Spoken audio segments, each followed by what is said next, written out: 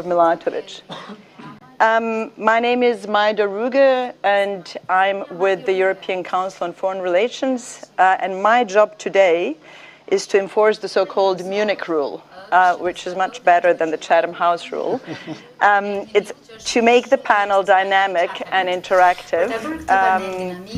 They say in the speaker briefing not to lecture or ignore each other. That means also not ignore the moderator. And make sure that we finish on time. We only have 45 minutes. We can go a little bit over time, and since we have a very knowledgeable audience and want to open as soon as possible, I would ask you to please keep your statements short and strong, like espresso, as someone previously said. What we want to get out of this discussion today is basically Diskutimi sot në 8% of the situation in the region, what are the risks, what are the opportunities, and comparison between especially Montenegro, Albania and North Macedonia actually is a good indicator of how quickly the dynamics of EU enlargement can change. Since Montenegro opened its accession talks in the first 4 years, Malizi ka qelur bisedimet e antarësimit 4 vjet më parë, ka qelur atë kohë qeli 4 gjysmën e kapitujve, ndërkohë që 4 vjet më pas has been opened. So, again, an indicator how quickly the dynamics can change and how important it is to use the window of opportunity. And the question is, can we manage that given the internal dynamics? So I will start by asking the three leaders of the three NATO states and the candidate states to tell me a little bit on how you see, what are your hopes and for the prospects and of the EU integration, and if that fails, what are the risks? And President Penderovsky, I will start with you. Your country is headed into the general elections on April 24th, presidential and then parliamentary elections in May. The opposition party, Vëmëroditne, as part of its electoral strategy, has been blocking the kind of key requirement for the EU accession, which is the constitutional amendment incorporating Bulgarians and other minorities into the constitution. Given the election dynamics, what are your expectations? Do you actually hope that this stumbling block could be overcome before or after the election of the government? And if not, what is going to happen as North Macedonia going to Thank you for the invitation. Then first of all, it is not possible to solve that issue and to overcome that obstacle before the elections. We have already entered the so-called technical stage. Before the election, we have the caretaker government, according to the last 100 days before the election day, and they have the main task to organize the election. So that task will stay for the next parliamentary government. But for the polls, one might conclude mendohet që opozita mund të marrë pushtetin pas zgjedhjeve të majit dhe kjo nën kupton që do të ketë një periudhë mjaft të gjatë në kuadër të antarësimit Bashkimit Evropian. Ndoshta mund mos i pëlqejë opozitës së Maqedonisë Veriut kjo lloj gjëje, por duhet ta themi vërtetën që nuk po ofrojnë asnjë alternativë në kemi vetëm një kërkesë nga Bashkimi Evropian që të vendosim 3500 bullgarët e që jetojnë në vend në parathënien e pushtetutës dhe vazhdojnë pastaj me konferencën e dytë ndërqeveritare.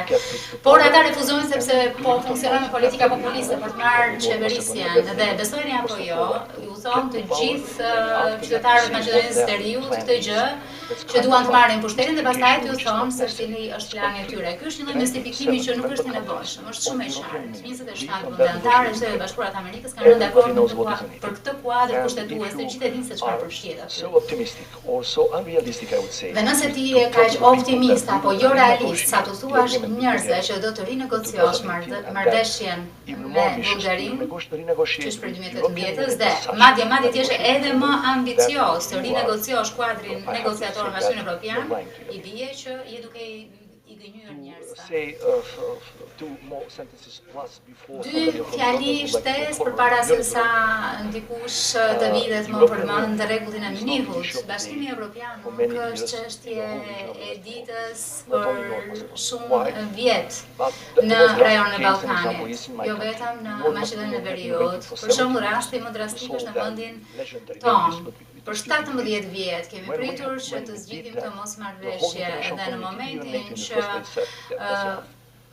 ne hodhëm një hap, atëherë komuniteti ndërkombëtar ka dakord, është mjaftueshëm. Jemi ndërkohë anëtar të NATO-s, por nuk jemi plotësisht pjesë në procesin e anëtarësimit në Bashkimin Evropian dhe s'u shpjegon dot njerëzve që jemi i vetmi vend në botë që ka ndryshuar emrin e tij në mënyrë që të anëtarësohet në këtë organizatë dhe krejt pas një mosmarrëveshje e kohë dypalëshe është bërë pjesë.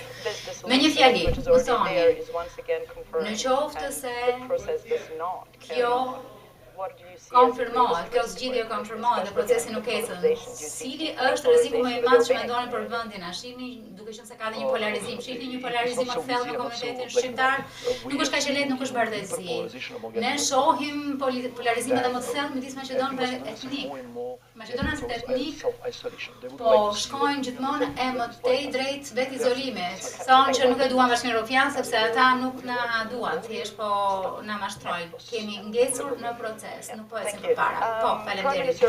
Kryeministri Rama, në qoftë se nuk ka progres në Maqedoninë e Veriut, si do të ndikojë kjo në procesin e integrimit të Shqipërisë, sepse fatet tuaja janë bashkuar për një kohë të gjatë dhe do kërkoni një shkëputje dhe a shihni apo parashikoni që Shqipëria të hap apo kur të hap grup kapitullin e parë nëse s'ka progres në Maqedoninë e Veriut?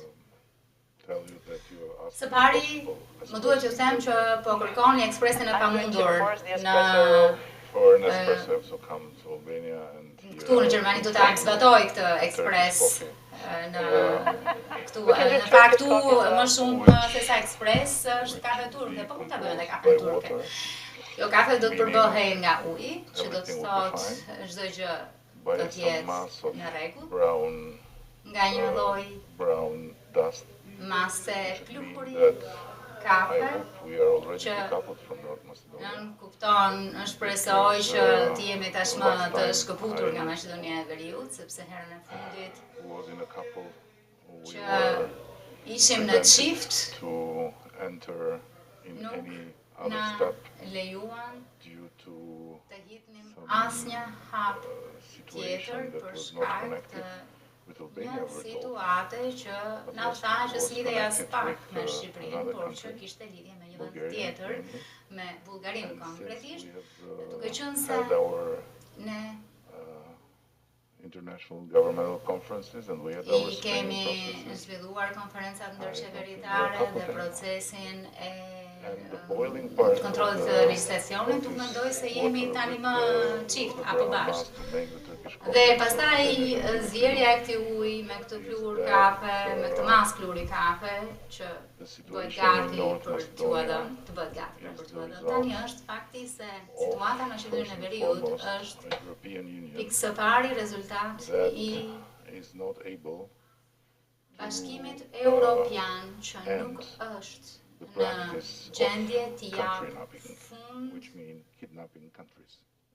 praktikës rrëmbimit të vendeve, çka nuk kupton të lejojë vendet anëtare të përdorin vendin e tyre në turizmin e Bashkimit Evropian si një lek kundër kufive, kundër fqinjve, dhe kjo është natyrisht gjë më anti-europiane e mundshme.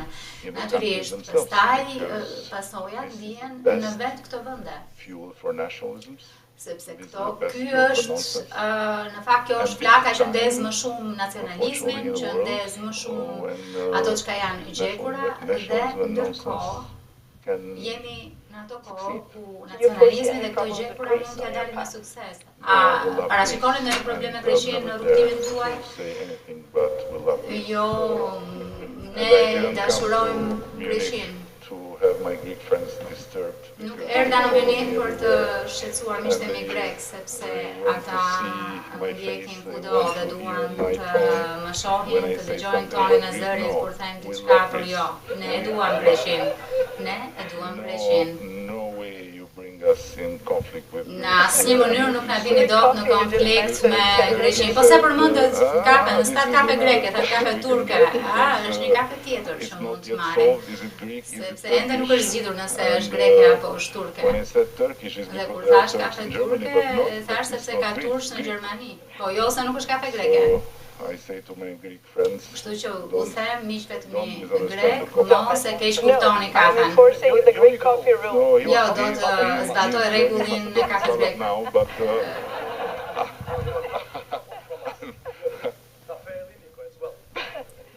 Kemi dhe kafe heleniko, gjithashtu. President, po vazhdoj me ju, jeni presidenti i Maltës. E shihni, ata janë në pararoje, kanë mikrofonin te kollarja. Ata besojnë se janë më pranë se ne për të integruar zot. Mund të shohim se kush është pararoje. Që është prej maj 2023, agenda e juaj është Europa tani, që është emri dhe i partisë juaj, objektivi juaj është anëtarësi në Bashkimin Evropian dhe në 2028-ën. Edhe më herët se sa ka deklaruar së mundësi Charles Micheli. Dhe natyrisht kemi kryer disa reforma gjyqësore për të përpara. Natyrisht në këtë kohë ka një lloj tensioni midis qeverisë malezeze dhe Kroacisë për një plak përkujtuese për luftën në Kroaci. Natyrisht Kroacia refuzoi që të takojë me ministrin e mbrojtjes Maltës dhe natyrisht ka edhe një traditë mbështetjes nga forca, nga Serbia të ca forcave që janë proruse. A e shihni këtë si një pengesë për objektivin tuaj dhe mund të eci përpara Malizi në kasta fateve që ka përcaktuar? Mendoj që ka një ndjenjë optimizmi në vend aktualisht, edhe duke pasur parasysh ndryshimin e stabilimentit politik që kemi pasur të vitit të fundit të shtatme të drejtë. Zgjodha president vitin e kaluar, po kështu edhe vitin e kaluar patëm një qeveri të re, kryeministri kolegi imi nga njëjta parti, ne ishim të dy ministra në qeverinë e mëparshme të zgjedhur në 2020, unë kam qenë ministër ekonomia, ai ministër financash dhe ka një ndjenjë optimizmi. Agjenda është vërtet ambicioze. Është agjendë pro-europiane me synim për ta çuar vendin në BE në 2028 për t'u bërë vendi i 28 antar në 2028. Për të kthyer në një farë mënyrë historikut real, mendoj që antarësimi i Maltës si vendi më i vogël kandidate, ai që është më i përparuar institucionalisht, duke pasur parasysh se sa vite kemi që negociojmë, dhe edhe fakti që kemi qelur të gjithë kapitujt, kemi mbyllur disa prej tyre, fakti që jemi antar të NATO-s që prej 2017, po kështu edhe fakti që nuk kemi asnjë problem me fqinjët. Të gjitha këto janë fakte që flasin në favor të pozitës sonë të qenë pararojë, por duhet të ndalemi për të mos qenë më pararojë. Going back to the wider region, to some of the things that were mentioned by the president, we believe that the best way also to help the region would be to promote the Montenegro's accession into the EU. Because the accession of Montenegro would be a story much bigger than Montenegro itself. It would be the light at the end of the tunnel for the region, for the entire region, because number one, it would really show to the rest of the region that accession is still possible and alive, which is not really the case in the minds of many people in the region. Nuk është në fakt rasti. So I think that this positive example is something which is needed, and especially now, given the momentum, the wake-up call, as I call it. Momentin kulmor, këtë thirrje zgjimi, siç e quajnë në Bruksel, në vijim të sulmit rus në Ukrainë, pati gjithashtu edhe një qartësi se antarësimi ka të bëjë edhe me sigurinë e kontinentit evropian. Duke i marrë të gjitha këto pjesë parasysh, unë jam gjithashtu shumë optimist. Dhe ky është mesazhi që duam të përcjellim sot, një mesazh optimizmi i plot. Senatore Shahin, ka optimizëm në të majtën tuaj dhe pesimizëm në djatë. Jo, më llogaritë edhe mua.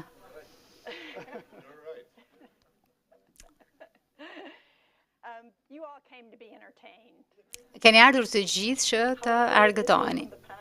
Megjithatë, mungojnë në panel përfaqësuesit e vendeve të cilat janë në situata zonat e nxehta në rajone, duke qenë se ju vini nga Komiteti për Marrëdhëniet me Jashtë, dua t'ju kërkoj një pikpamje të rreziqeve në rajon. Kemi parë një sër sulmesh brutale vitin e kaluar në veri të Kosovës kundër forcave të sigurisë, ushtar të KFOR-it u lënduan seriozisht, patëm vrasjen e një oficeri të policisë së Kosovës, Banjska, marrja e manastirit dhe po kështu kemi një destabilizim në vazhdimsi të Bosnjës nga Dodik, i cili e ka në agjend ndarjen, shkëputjen në qoftë se presidenti Donald Trump rizgjidhet. Si e shihni situatën e përgjithshme të sigurisë në rajon? Dhe duke pasur parasysh shumë përparësi i konkurruese të politikës së jashtme të Bashkuara të Amerikës, për shembull në këtë konferencë kemi folur shumë për Ukrainën, për Izrael, Gazën dhe për Indo-Paqësorin.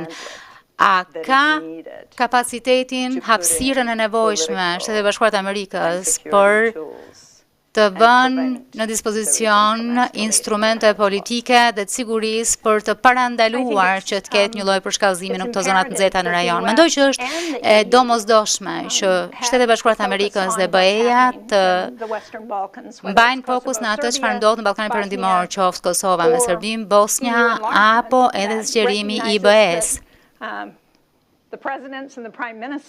Që duke pasur parasysh që kryeministri dhe presidentët përfaqësojnë vende që janë në rrugtimin drejt zgjerimit në Bashkimin Evropian. Dhe siç e tha presidenti i Malit të Zi, fakti është që një nga mundësitë që erdhi dhe nga lufta në Ukrainë është se të qenit në BE është siguri për vendet që duan bëhen pjesë, por gjithashtu edhe për kontinentin. Nëse presim që politikanët të bëjnë zgjedhje të vështira, të reformojnë vendet e tyre, të mbështesin reformat, ne duhet t'u tregojmë se ka një mundësi në fund të kësaj për qytetarët e vendeve të tyre që ata të gëzojnë shpërblimin e këtyre zgjedhjeve të vështira. Mendoj që është e rëndësishme për Shtetet e Bashkuara të Amerikës dhe ne pam sekretarin Blinken, i cili vizitoi Malin e Zi dhe Maqedoni, nuk e di në qoftë se ka qenë në Shqipëri, po, ka qenë përdje. Unë kam qenë në të treja këto vende gjatë një viti e gjysmë të fundit, po ndërtojmë një koalicion në Senat për të njohur se na duhet të mbështesim përpjekjet në Ballkanin Perëndimor. Nuk mendoj se mund t'i largohemi, sepse kemi bërë këtë për një kohë shumë të gjatë pas shpërbërjes së Jugosllavisë. Menduam që u vendos paqja, në rregull, çdo gjë është në rregull, të gjithë janë në rrugën për të bërë demokraci, për të kryer reformat. Dhe i hodhëm syt diku gjetk. Por nuk mund ta bëjmë këtë gjë tani. Na duhet të përqendrohemi dhe të mbetemi të përqendruar tek ajo çfarë duhet të ndodhë. Dhe mendoj që Shtetet e Bashkuara të Amerikës duhet të jenë pjesë e kësaj përpjekjeje. Mendoni që kjo po ndodh vërtet? Ne e dimë se çfarë është e nevojshme, por nëse do të mund t'ju shtyp pak më tepër këtu. Ju keni nënshkruar një letër me një sër kolegësh tuaj në Senat duke i bërë thirrje administratës Biden për t'u përfshirë më shumë për shtensionimin shtensionimin dhe për të ndihmuar në shtensionimin sidomos marrëdhënieve midis Beogradit dhe Prishtinës, apo përdoren instrumentet e nevojshme. Kemi parë deklarata publike, sanksione që janë drejtuar ndaj qeverisë së Kosovës, por nuk ka pasur një trysnik kaq madhe publike të ushtruar ndaj Republikës Serbisë dhe në fakt është diçka që thuhet po kështu edhe nga të tjerë për një vend i cili mbetet nacionalist, rusofil. A ka ardhur koha që të angazhohemi në një diplomaci më të fortë? Bashkëshorti im është avokat dhe motoja e tij është pa ditë të gjithë, pa ditë gjithkund. Ndërkohë që për mua motoja është që të shohim çdo mundësi, çdo alternativë që ekziston. Unë do të vazhdoj të nxjis administratën Biden, unë jam demokrate dhe mendoj që jam një mbështetëse e mirë e Bidenit dhe dua t'i shoh të bëjnë gjithçka ne mundemi për të mbështetur përpjekjet në Ballkanin Perëndimor. Do të theksoja që këto përpjekje diplomatike janë si publike ashtu dhe private. Ka gjëra që ndodhin pas perdes që ndihmojnë për t'i vënë gjërat në lëvizje për ato gjëra që ndodhin në publik. Unë kam pasur mundësi të takohem me presidentin Vučić sot në mëngjes, me kryeministrin Kurti u takova dje dhe një nga gjërat që mendoj është që ata të arrestojnë Dodić dhe ta fusin në burg, duke qenë se ai ka qenë i përfshirë në vrasje dhe duhet të jap llogari për këtë dhe Serbia dhe Kosova duhet bashkëpunojnë për këtë.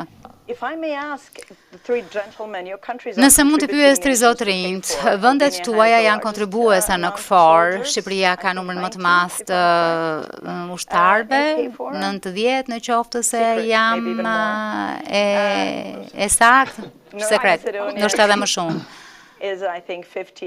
Kam përshtypjen që Maqedonia ka 58, 65, ndërkohë që Mali ka vetëm 2, po sidoqoftë simbolike.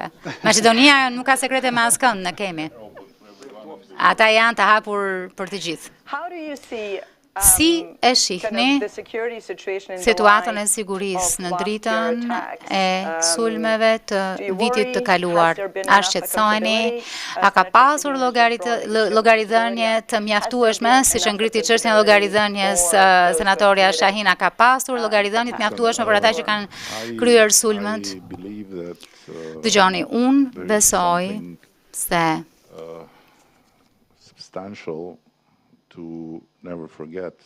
ka një gjë thelbësore që nuk duhet harruar, sidomos nga ana jonë, çka nuk kuptoj, nga ana e vendeve që kanë bërë zgjedhjen, sepse askush sinqerisht nuk na ka detyruar që të vendosim se ku të pozicionohemi. Shqiptarët veçanërisht nuk kanë pasur shansin të zgjedhin për shekuj të tërë dhe ditën e parë që mundën të bërtisnin atë që donin, thanë ne duam Shqipërinë si të gjithë Europën. Ky ishte slogani. Në Europe Now. Evropa tani, jo, tani duam Evropën si Shqipërinë, po kjo është për një ditë tjetër. Ne kemi zgjedhur.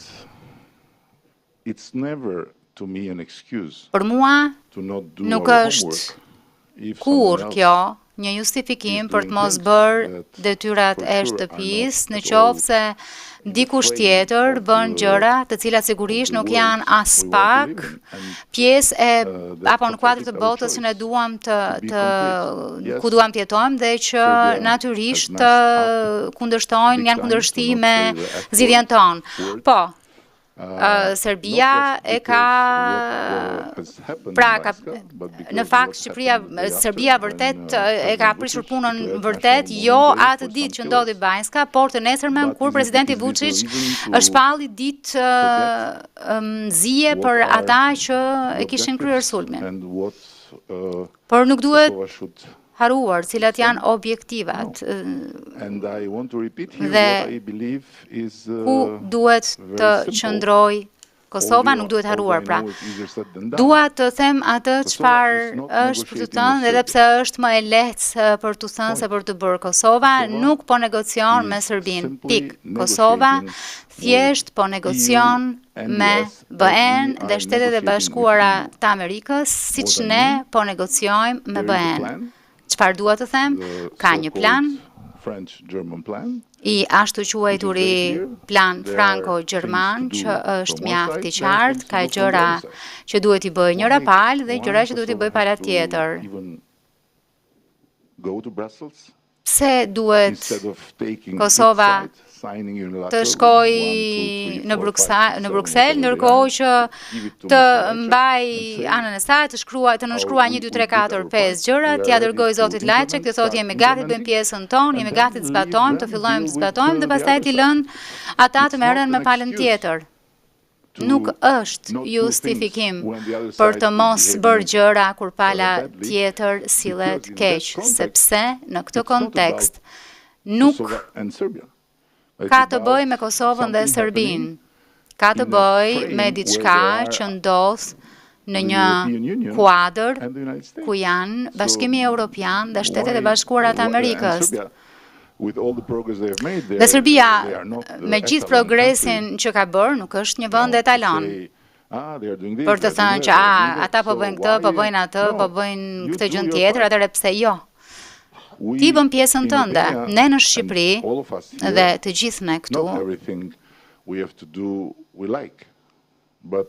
nuk na pëlqen gjitha gjërat që bëjmë, por na duhet i bëjmë, janë të nevojshme nëse duam të jemi së bashku në këtë komunitet.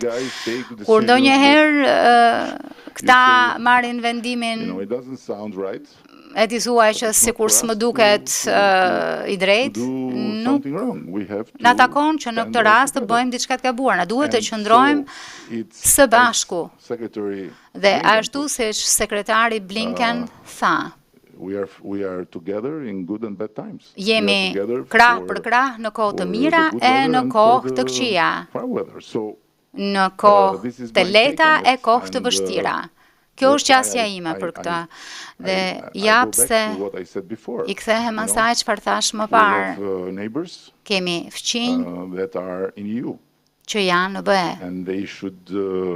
Dhe ata nuk duhet të harrojnë që kur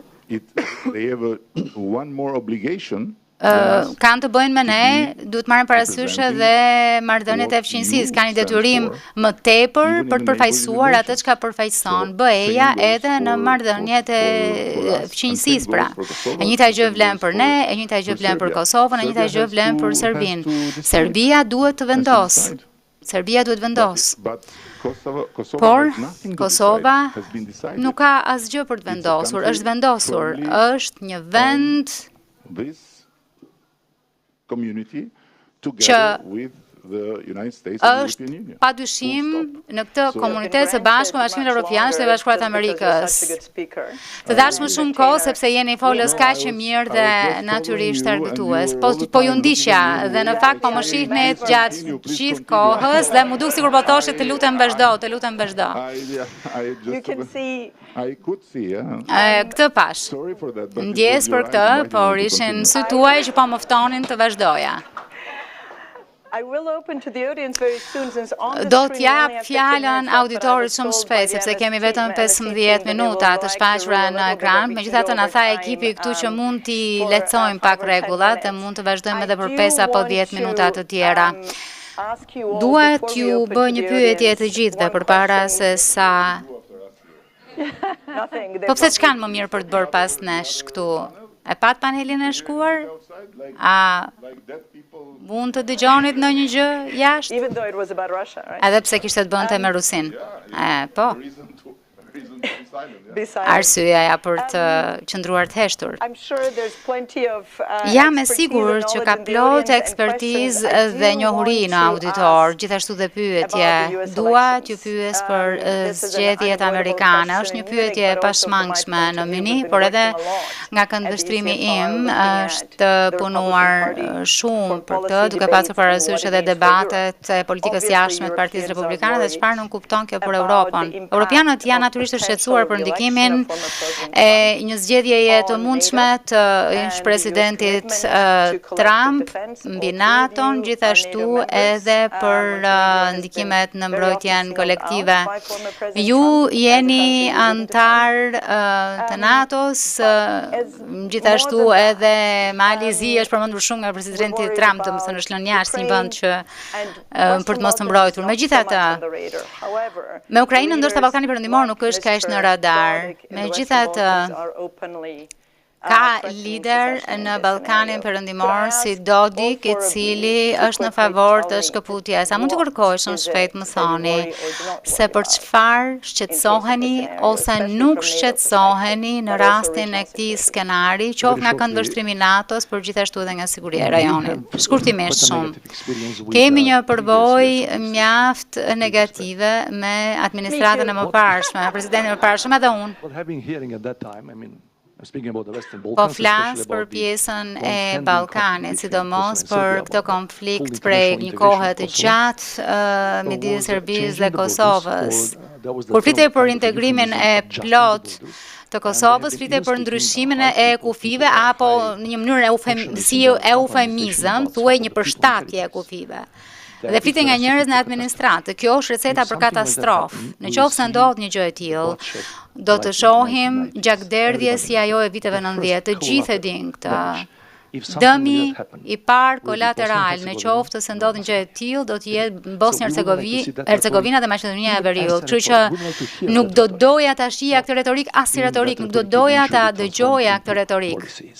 Jo më që kjo retorik të transformohej në politikë. Kjo do të ishte një rrugicë sqore. Kemi qenë në këtë pikë në vitet 90 dhe më besoni, në qoftë se kufit e administrativ të ish Jugosllavisë nuk do të ishin prekur nga vendimet e Komitetit Ndërkombëtar, ne do të kishim sërish konflikte e luftra, duke mos ditur se ku fillon kufiri e ku mbaron. Kështu që ju lutem,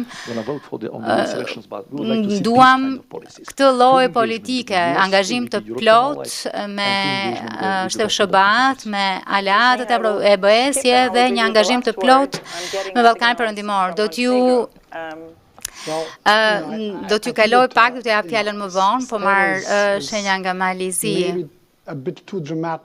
Ndoshta Steva është pak shumë dramatik këtu për këtë gjë. Mendoj që të gjithë ne i vlerësojmë përpjekjet që janë ndërmarrë nga administrata Biden, duke dhënë absolutisht ekspertizën e tij dhe të ekipit të tij për Ballkanin, dhe të gjithë e kemi vlerësuar, por besoj vërtet se pavarësisht administratës në Washington, forca e përbashkët e SHBA-s dhe BE-s, roli i Shtetit Bashkuar të Amerikës në Ballkan duhet të qëndrojë, është dhe duhet të qëndrojë njëjti. Ndoshta unë konsideroj veten paksa më pranë politikave të Partisë Demokratike, por mendoj që në fundit i takon popullit amerikan të vendosë në të njëjtën mënyrë, siç ne të gjithë të donim që qytetarët e vendeve tona të vendosin për politikat. Në fundit, unë besoj vërtet se qytetarët amerikanë dinë si të bëjnë zgjedhjen më të mirë, por le të mos harrojmë që Amerika është demokracia më e madhe në botë dhe në këtë kuptim është vendi që është drejtuar nga administrata të ndryshme dhe pavarësisht kësaj, forca e lidhjes euro-atlantike ka qenë gjithmonë e pranishme dhe jam absolutisht i sigurt që do të mbetet njësoj. Pra, më e keqja që mund të ndodhë maltëzi është që të shtyhet nga skena nga Trumpi. situation. Kryeministri Rama, si e shihni situatën? Mos i përmendni miq, sepse unë jam mik me shumë miq që ndoshta nuk ka gjastjen miq me njëri tjetrin, nuk është kjo çështja. Dua të jem këtu në pozitën për të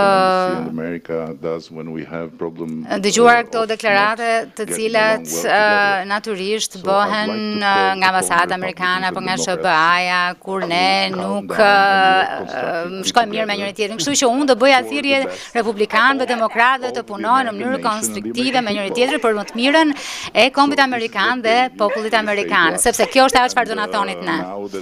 Tani që ata duken ngjajnë si ne, është mirë që t'u kujtojmë që janë më mirë se sa kaq. Thënë kjo, nuk do ta mbi dramatizoja. Së pari, mali i zi nuk do të sulmoj. Kushdo që do të sulmonte malin e zi do ta shihte që është më mirë të rrinte në plazh se sa të vriste malazezët e shkret. Mali i zi është një vend i mrekullueshëm ku do të shkosh, të argëtohesh edhe të rish në diell e jo të bësh sulma. Nga ana tjetër, tani seriozisht, unë mendoj që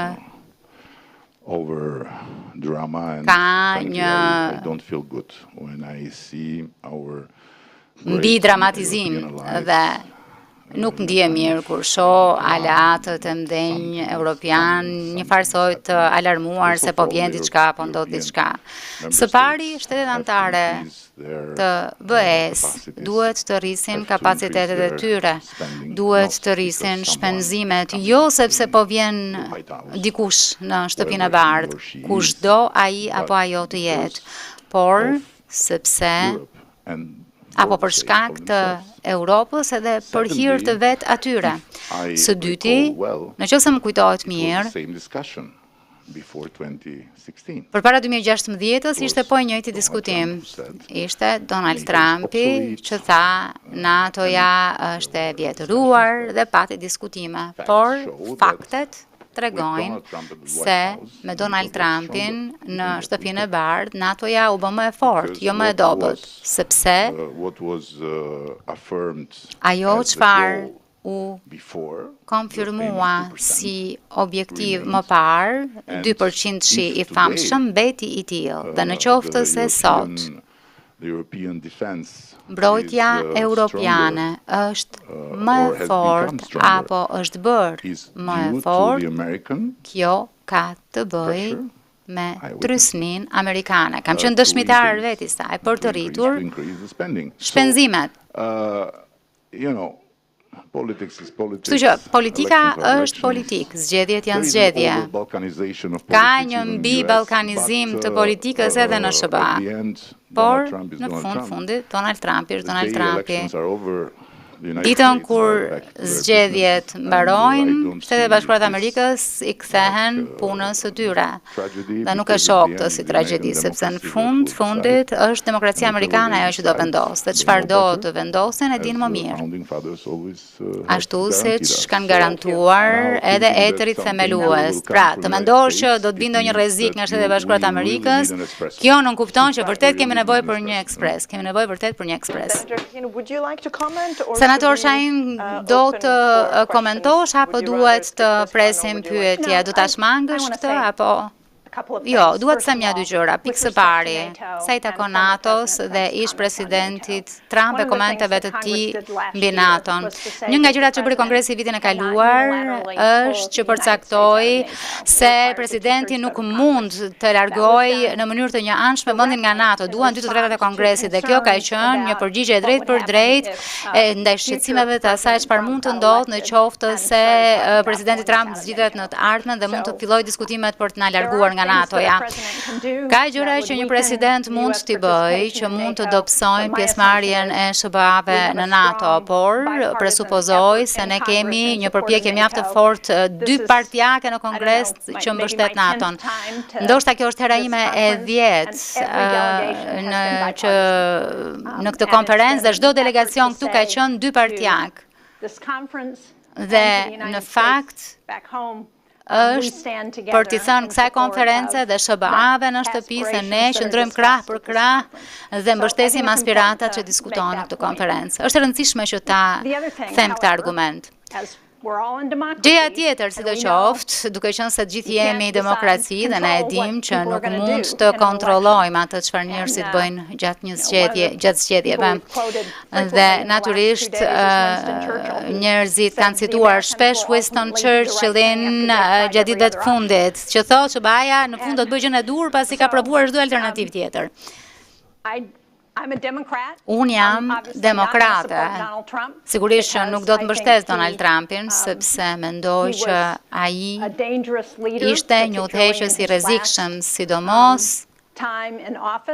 në periudhën e fundit në detyrë. Kam qenë aty më 6 janar, kur inkurajoi turmën të sulmonte Kapitolin dhe refuzoi që të bënte tranzicionin e paqësor të pushtetit që është thelbësor në një demokraci. Kështu që është e rëndësishme që të edukojmë njerëzit për këtë dhe t'u themi që në demokraci nuk sillemi kështu. Ne besojmë në sundimin e ligjit, ne besojmë në të drejtat e njeriut, ne besojmë në aftësinë për të pasur zgjedhje të lira të ndershme dhe nuk besojmë në një person autokrat që do të qëndrojë në pushtet edhe pasi është refuzuar ta bëjë këtë gjë pas zgjedhjeve të lira të ndershme. Ka edhe një agent të trashëgimisë 2025 që në fakt parashikon një dekonstruksion të ashtu quajturit deep state. Pra, ideja është që duhet jemi më të kujdesshëm ndaj një mandati të dytë të Trumpit krahasuar me të parën. Pra, nuk është kaq e thjeshtë.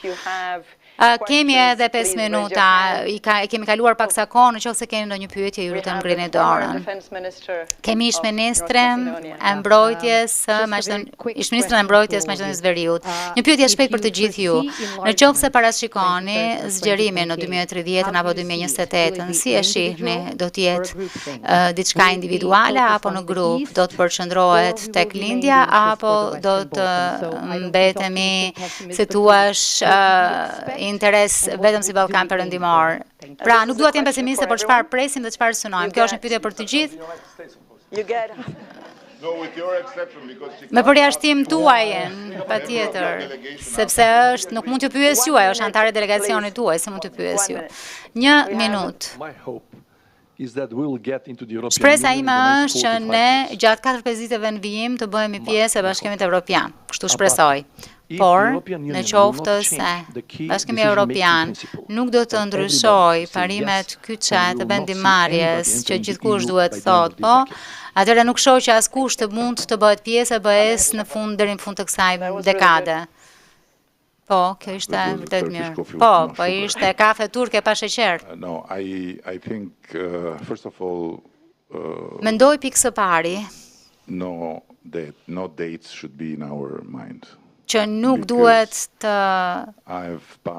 mendojmë asnjë datë, nuk duhet të mbajmë data në mendje, sepse kam kaluar një traumë me këto data, organizime dasma, çdo gjë ishte e caktuar, po nusja nuk erdhi kurrë.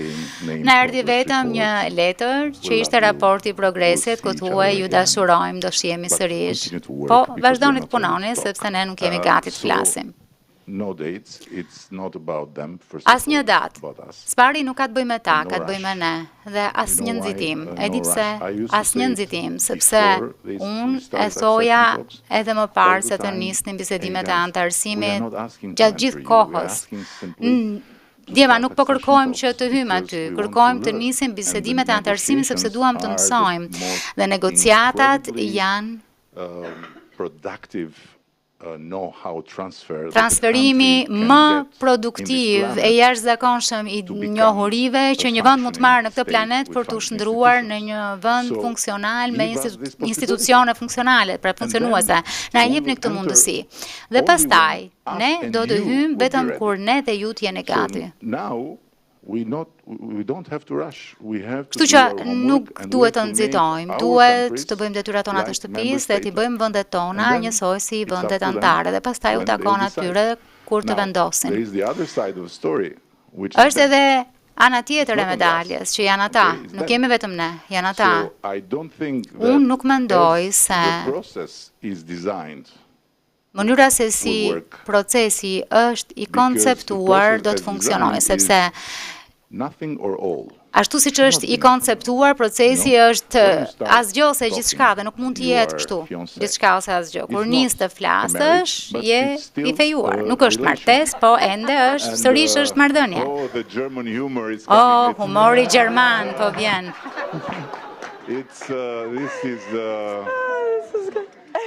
This is what the Balkans do, you know. Këtë bën Ballkani.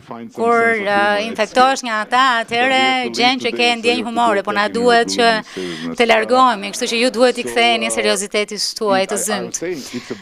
Pra, po ju thoja që ka të bëjë me ndryshimin e mënyrës se si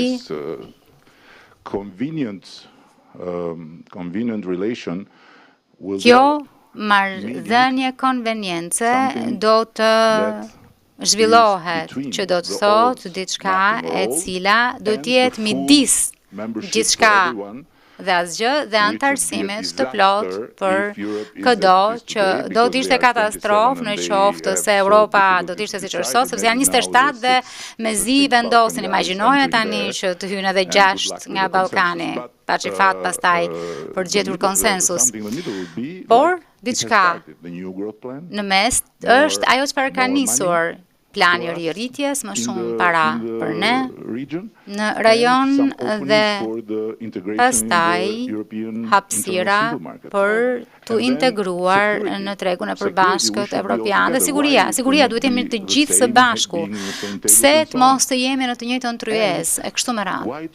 E pse të mos na lënë që të jemi gjithkund në korridore, në Parlamentin Evropian, në komitete, në Këshill, jo si antar me të drejtë vote, por si pjesë e së njëjtës familje.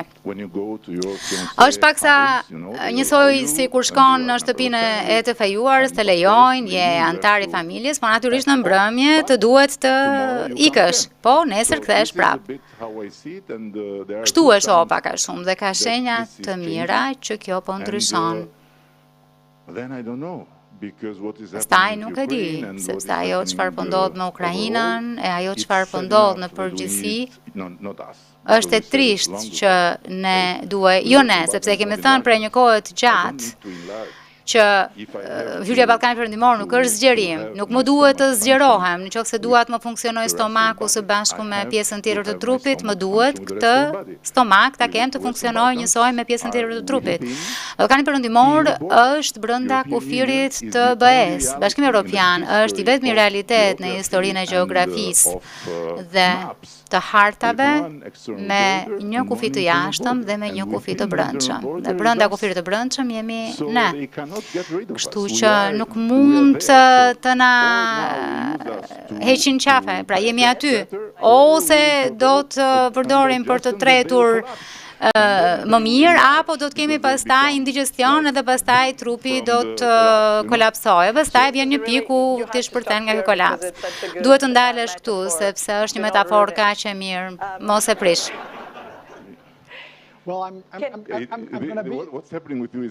Çfarë po ndodh me ju është fantastike. Më ndalon, më ndërprisni, po nuk doni që të ndalem.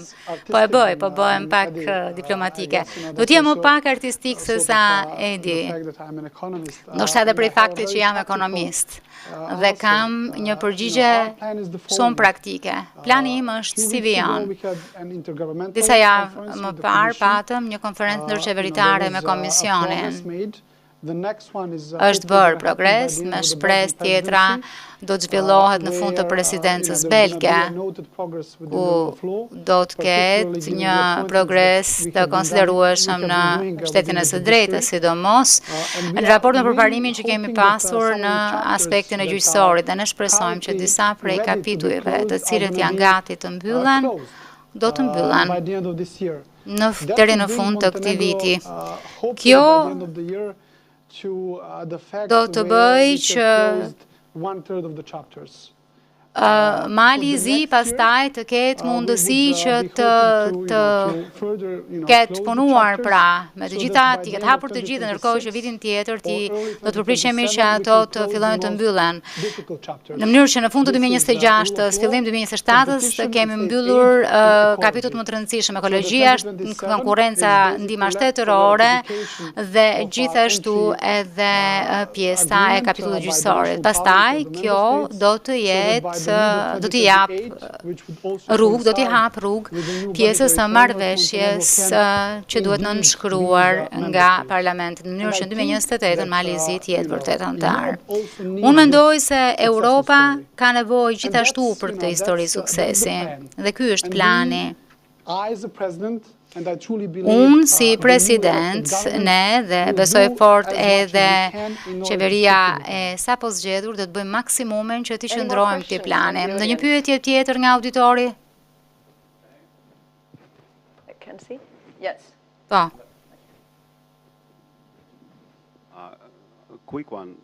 Një të shpejt për të gjithë. A ka një faktor Putin në Ballkan dhe si ndjeni për këtë? Është po rritet si faktor apo po ule? Keni fjalën për ndikimin rus? How about, yes, why, I mean, we've just had a visit to Montenegro of a high-ranking State Department official who was kemi pasur një vizitë nga një drejtues i nivelit lartë Departamentit Shtetit Amerikan Mali I Zi për luftën kundër dezinformimit rus. Aktualisht dhe mendoj se ky është fakt jo vetëm në Malin e Zi, por po kështu edhe në rajon.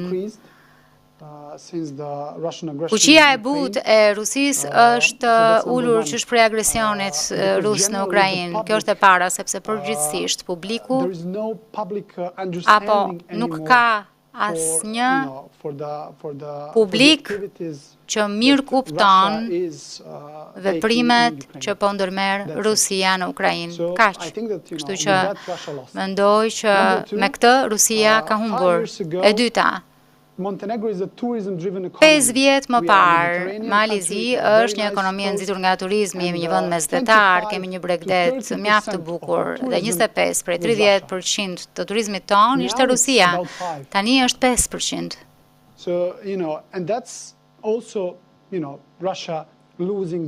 Dhe natyrisht edhe këtu Rusia ka humbur në këtë lojë. Ndjesia ime është që Rusia e ka humbur pozitën e saj në Ballkan dhe mendoj që ky ka qenë faktor edhe në shumë vende në mbar Europën. Natyrshëm, Rusia tashmë ka një taktik tjetër për të krijuar kaos aty këtu. Por si antar të NATO-s mendoj që